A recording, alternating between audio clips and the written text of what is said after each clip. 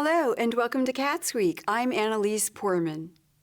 At the Monroe County Board of Health meeting on November 3rd, Population Health and Outreach Manager Kathy Hewitt updated the board on a collaboration with the hospital to include e-cigarettes in the current tobacco ordinance. I have 3 updates from Population Health tonight, and the first is on our working with the hospital to work toward getting e-cigarettes added to our current tobacco ordinance.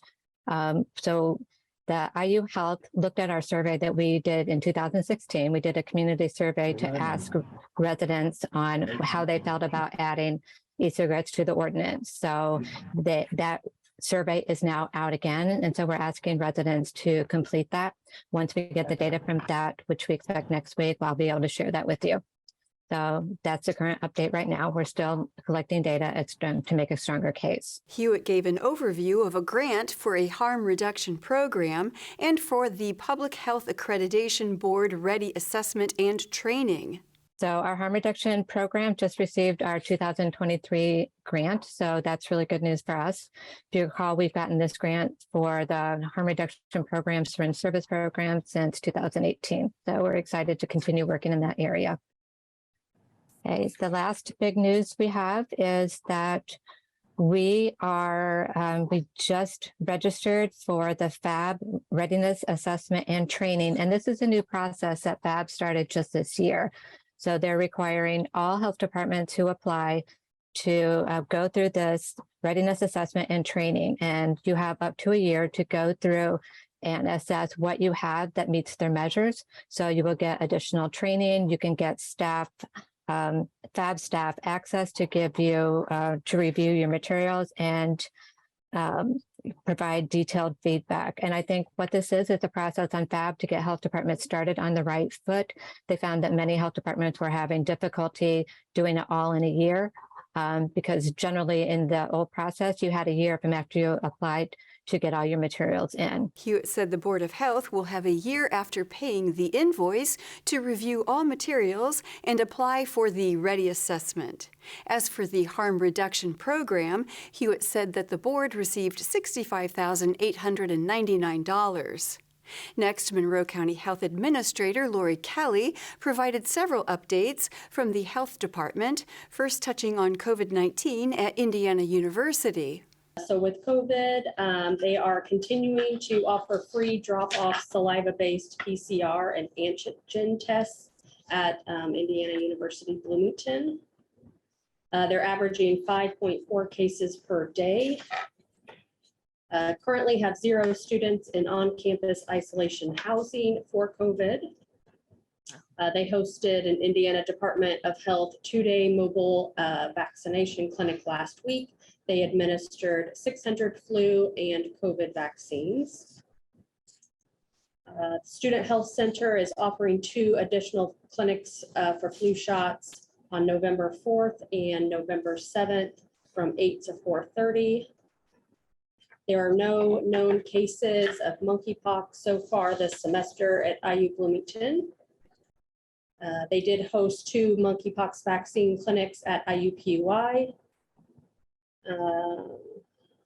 And no recent known travelers or persons monitoring within the IU system currently for Ebola. Kelly then gave a rundown on further county health department developments. As far as department updates, so we hosted with the Indiana Department of Health mobile vaccination clinics on Monday and Tuesday this week, administered over 700 doses combined of flu and vaccine, or flu and COVID. We are up to date with our staffing, our positions now, so we are back to being fully staffed. We are looking to expand and get a second clinic assistant role for the Futures Family Planning Clinic downstairs to be able to help cover the desk and help the current clinic manager out with trying to get caught up on billing and the grants and get kind of settled into the role. Staff attended the IEHA conference in September. That was in Brown County. And we have the two staff members in environmental that are cross-training in foods and septic.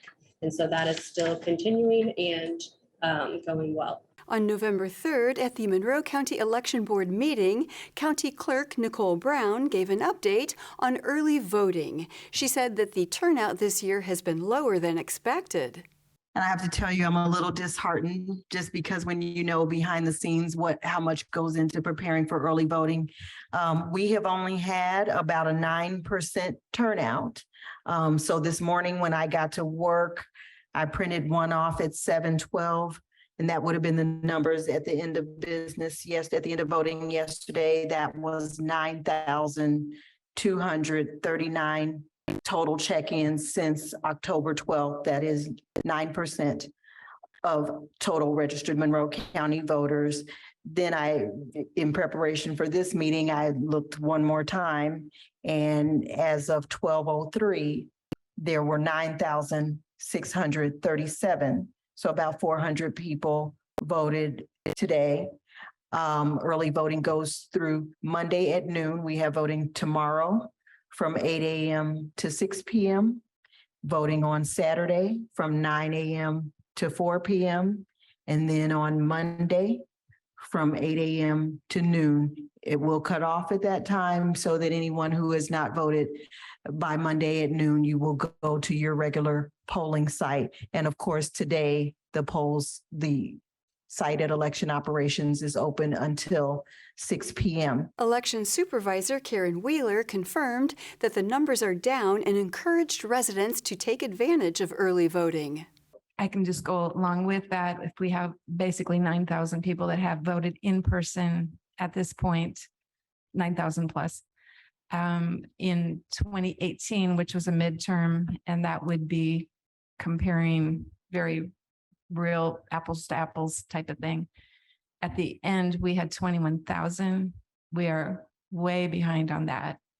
I can't imagine that we're going to pick up that many more people from now to Monday afternoon. But every day we've been way behind them on that number. And I have no idea. It seemed to me that it would have been similar. And I even had thoughts that it might surpass 2018, but that's not the case. So if you're thinking about voting, please come down and vote to help our numbers besides the real reason about voting. Brown speculated that residents might be waiting to vote on Election Day, but informed the public that early voting is also an option. And then we were, of course, surprised on Election Day with the huge turnout. So maybe everybody's waiting. I had somebody tell me that just this morning. He said, I said, you can vote early. Yes. I was promoting. And he said, I will be at my polling site. So a lot of people still want to do that on Election Day. But if you are not able to because of work or some other commitment, early voting is available right now, and you just need your government-issued ID. Wheeler commented that the county has a successful setup and that voting only takes about 15 minutes thanks to the polling site running smoothly. There hasn't been really any long lines, meaning I get a lot of compliments saying that the organization and just how the method works was just been very pleasant. In fact, I had one last week said, I think every county needs to come here. Is it okay to kind of compliment everybody on this? But is it every county should come here and see how this is run? Because everybody needs to copy you guys. So I thought that was really nice. Thank you. But as they come in, they don't stay in long. They get the ballot, they get printed, they go vote, and they check out, and they're out the door. And it's usually about 13 to 15 minutes from the beginning to end, depending on, of course, of how long they take to vote. That I have no control over. So most people are very happy with the process. At the Bloomington City Council meeting on November 2nd, Director of Economic and Sustainable Development, Alex Crowley, introduced two ordinances regarding the Country View Apartments on Rockport Road. The first ordinance would help finance renovations to the apartments, and the second would establish a stable property tax rate for 30 years. Executive Vice President and General Counsel for Glick Philanthropies, Adam Richter, spoke to the council and outlined the goals the Country View complex aims to achieve for its residents. So back to the mission, preservation of quality, affordable housing. The Housing Foundation targets apartment communities that we believe are at risk for one reason or another. Properties that need some TLC, properties that are conventional properties that are failing but could be converted to an affordable housing use and be successful if run on a nonprofit basis. Or in the case of Country View, we have a property that is at risk of turning from an affordable housing community into a market rate community.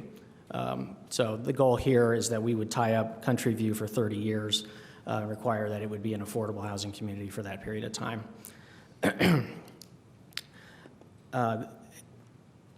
With respect to our the social services component, how we better the lives of our residents, since 2010, the inception of our service coordinator program, the Housing Foundation has invested $11 million in developing a program that supplies each property within the Housing Foundation's portfolio with a on-site, the title is referred to as service coordinator, but they're largely social workers is the way that I think of them. And depending on the type of property that they have, they implement different programs to try to improve the lives of those residents. The universe within the Glick Housing Foundation portfolio falls into family properties and elderly properties. And the strategies are different depending on what type of property that you're operating. Country View is a family property. So with family properties, the service coordinator is expected to work with each individual resident and determine where they fall along a number of what we call dimensions. Those are things like food security, education, access to transportation. There's 10 different dimensions that we measure people on when they first come into our property. We then try to take those folks from wherever they are within each individual dimension, whether they're in crisis or if they're thriving, and then move them up on each one of those dimensions. Glick's Director of Tax Credit Development, Janine Betsy, explained why they are asking the council to assist with their renovations and gave a few examples of how the work would be completed. We're super excited about making both significant interior improvements at Country View as well as exterior improvements as well.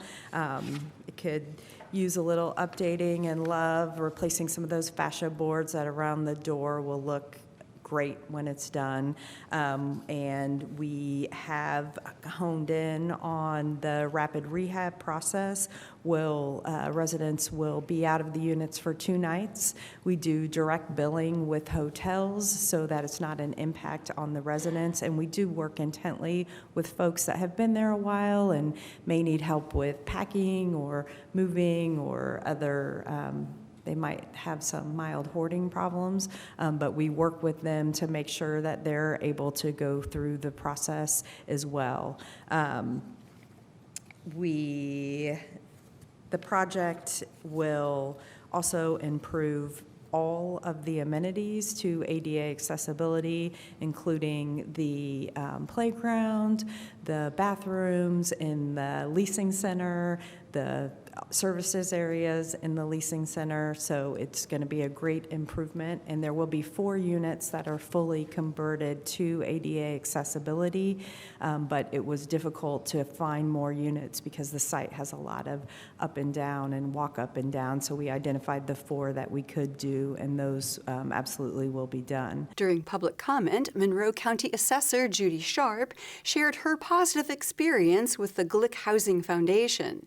She said that the Glick Foundation came into the assessor's office every year to ask for a lower tax rate and invited the board to come visit the site. They would always invite us out. Well, this was one time I could see there was something going on that we had never seen in Monroe County, in Bloomington. And so we took them up on it. And we went out to this apartment complex that wasn't really great. It had, the police were up there all the time, ambulance and fire. It was constant problems. Not a real good place to live. When the Glicks bought it, just like they're doing over here at 2500 Rockport, they went in as a group and started changing the whole lifestyle for these people. Sharp said she has seen the foundation improve the lives of their residents at their other property called The Reserve. When we would go out, it was like a holiday. I cannot explain. They were so excited to see us. The residents were, and what you had out there was, it's fully occupied, as they all are.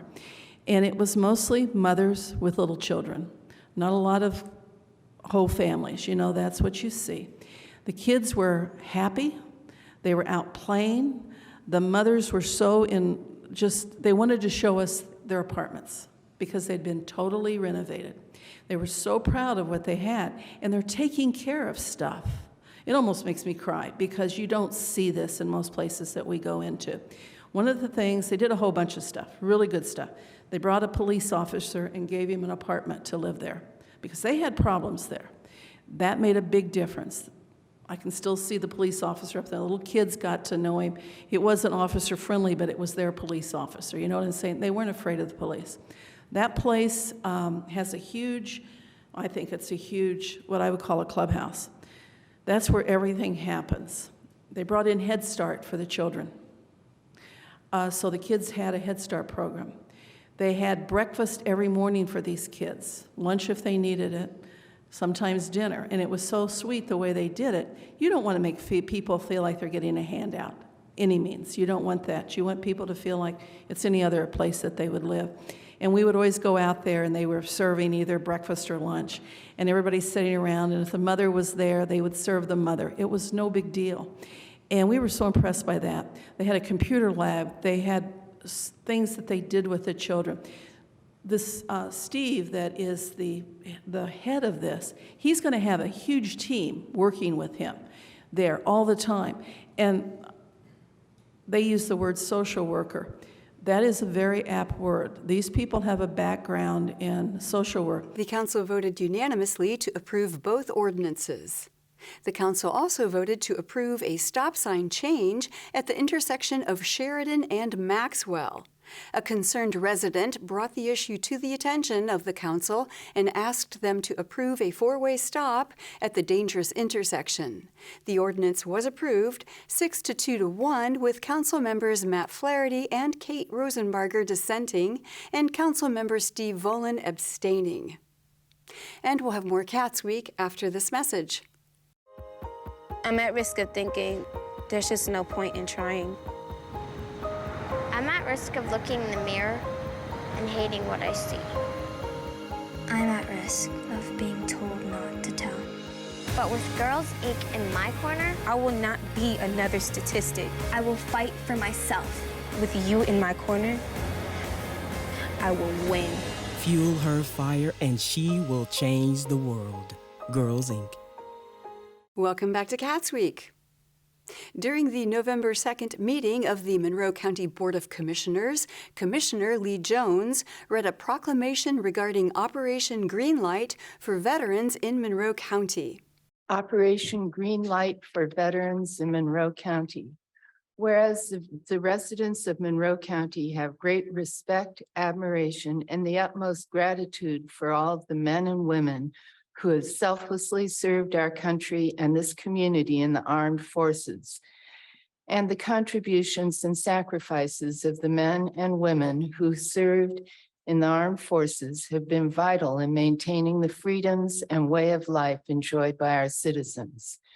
Monroe County seeks to honor these individuals who have paid the high price for freedom by placing themselves in harm's way for the good of all. Veterans continue to serve our community in the American Legion, veterans of foreign wars, religious groups, civil service, and by functioning as county veteran service officers in 29 states to help fellow former service members access more than $52 billion in federal health, disability, and compensation benefits each year. Approximately 200,000 service members transition to civilian communities annually, and an estimated 20% increase of service members will transition to civilian life in the near future. Studies indicate that 44 to 72% of service members experience high levels of stress during transition from military to civilian life. In observance of Operation Greenlight, Monroe County encourages its citizens in patriotic tradition to recognize the importance of honoring all those who made immeasurable sacrifices to preserve freedom by displaying a green light in a window of their place of business or residence. Now, therefore, we, the Monroe County Board of Commissioners, proclaim November 7th, 2022 through November 13th, 2022 as Operation Greenlight for Veterans in Monroe County. Monroe County Health Administrator Lori Kelly provided updates on COVID-19. Kelly said that while coronavirus rates are stable at the moment, the health department is on the lookout for a winter surge. So according to the Indiana State Department of Health, COVID-19 is stable at this time across the state. We are monitoring for winter surges, however. Currently, nearly 50% of COVID cases across the state are due to the BA.5 strain. BQ1 and BQ1.1 cases are beginning to rise. Currently in Indiana, RSV and influenza are prevalent. RSV is starting to plateau in the southern region of the state. We are happy to share that Monroe County, with the help of the Indiana Department of Health, mobile vaccination unit, have been able to provide over 900 flu and COVID vaccines during the recent 2-day clinics. During public comment, Director of Advocacy and Public Policy for the Bloomington Chamber of Commerce, Chris MG, commented on the proposed new jail on Fullerton Pike. He also briefly touched on the Monroe County Convention Center. Good morning, Commissioners, distinguished staff. This is Christopher MG from the Greater Bloomington Chamber of Commerce, and we want to do a plug for our next community conversation, which is Tuesday, November 15th at the Elks Lodge here on Walnut Street. If you recall, we did one on Lake Monroe in June, which was well attended. And this is going to be a conversation to inform the public about the vital area when it comes to public safety and how we incarcerate in our community. The Monroe County Justice Response Committee has been meeting for over a year now to discuss ways to implement findings from a 2020 study. So what does this reform entail? Well, the new Justice Center that is for the Plan Commission, possibly at Fullerton Pike. This current jail facility is failing, cannot ensure consistent and sustained provision of constitutional rights of incarcerated persons. That was the assessment from 2020 on where we're at. Beyond the Justice Center, the report indicates that 75 to 80% of the daily 250 to 320 inmates have some sort of mental illness or substance abuse issue. The current facility does not have the space nor the staff of mental health professionals to address that issue. So Monroe County government operates and funds the jail and courts, and safety and justice affects the quality of place in Bloomington and in the entire Monroe County. This issue also includes Indiana University and the students it has. So the conversation, it will be that Tuesday, the 15th, with doors opening at 11:15 and the program at 11:30 with $15 for chamber members and $20 for the public. We'll have a short presentation by former city and county attorney Margie Rice, followed by a panel discussion featuring perspectives on judicial reform from members of our community, including Commissioner Lee Jones. We'd like everybody to get out there. We think it's a very important issue.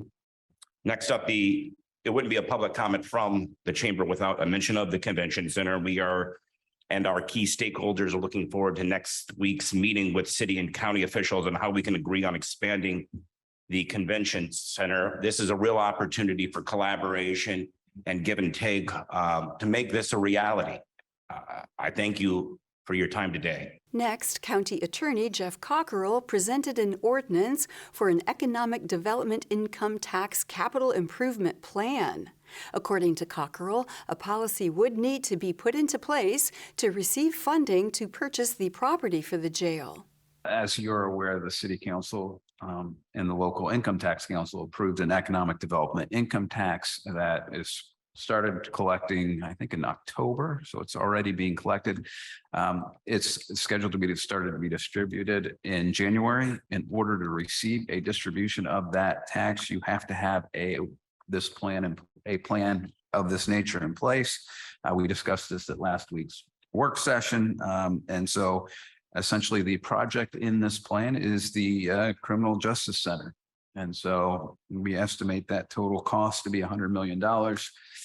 I hope it's not that much, but I think it's safe to say it'll be at least over 32 million, which is the estimated revenues over the next 3 years for the county's portion of that economic development income tax.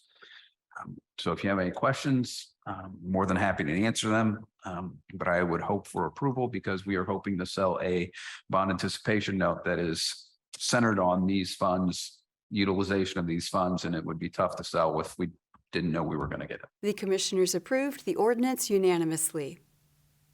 The Monroe County Personnel Administration Committee met on November 1st to discuss updates to their midpoint hire policy. Committee Chair Pete Iverson explained what the midpoint hire policy is. So the midpoint hire policy is something that we use to attract employees to Monroe County government who have substantial experience in related fields. And we are, as the county council has been working to make sure that we can attract and retain the amazing staff that we already have. This is an important tool for us to use to make sure that we continue to attract amazing staff to Monroe County government. Councilmember Marty Hawk said that the Monroe County Jail staff expressed concern about salaries and asked if they could be included in the midpoint hire policy. Iverson said the policy is for all departments and that they are already included. Council Administrator Kim Schell outlined the ways that they have proposed to change the policy and why the part-time hire changes are necessary. In this, there had also been discussion with regards to maybe a little bit more flexibility in adding like an 8-year level and as well as the 3, because we have had several instances where an employee, we have, acquired an employee outside of Monroe County and they have come to us with several years of experience. So we included a spot in there where not only is it a 3-year as well as an 8-year. We also it was also talked about where we would like to be able to grant part-time hourly people, our current part-time hourly people that have worked in these positions that are moving up to a full-time position. When that happens, they basically start back at the base, and we don't have a provision right at this moment to be able to reward these part-time hourly people that have been with us for a while and give them, maybe that little bump kind of thing. So we incorporated into this if the part-time person has been in this position for at least 2 years, working the same job duties as the position that they're moving into, then we could put them at the 1-year level instead of at the base level. And that's all for CATSweek. Thank you for joining us. For CATS and WFHB, I'm Annalise Portman.